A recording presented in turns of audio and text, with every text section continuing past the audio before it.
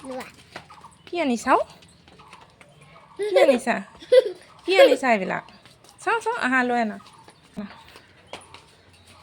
কি হয় তলতে থোৱা কোনে দিলে তোমাক হয় নেকি এই বস্তুবিধ কি হয় চিনি পাইছেনে বাৰু আপোনালোকে এইবিধ হৈছে জোং শাক অসমীয়াত কি কয় মই নাজানো বাৰু ভালকৈ মণিপুৰী সম্প্ৰদায়ৰ লোকসকলে জোং শাক বুলি কয় তেওঁলোকে খুব খায় এইটো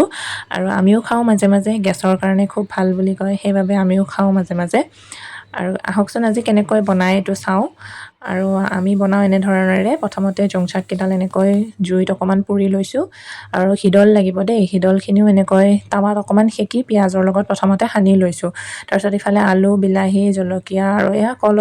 কলফুলৰ অকণমান আছিলে সেইখিনিও এনেকৈ দি সানি তাৰপিছত এইটো এনেকৈ এৰুৱাই ভিতৰৰ গুটিখিনিহে খায়